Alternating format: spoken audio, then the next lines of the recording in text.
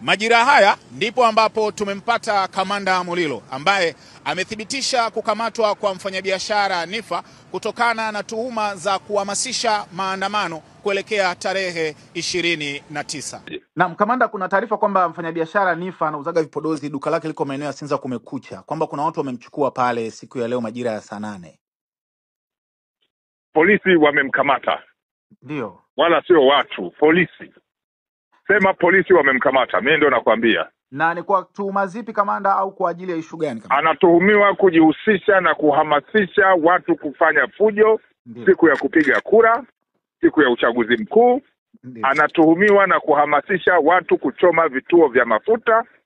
Anatuhumiwa kuhamasisha watu kuwashambulia maafisa wa polisi na vitendo vingine vya vurugu kwa njia ya mitandao na njia zingine mbalimbali ambazo tutazitoa ushahidi wake mahakamani.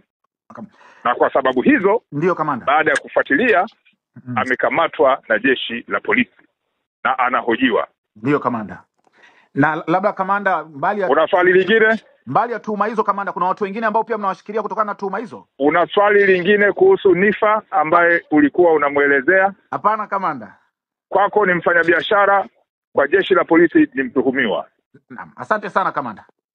Nakushukuru sana. Hili ndo duka la Niffer kama unavyoona hapa, limefungwa na mnyororo na kufuli unayotufuatilia.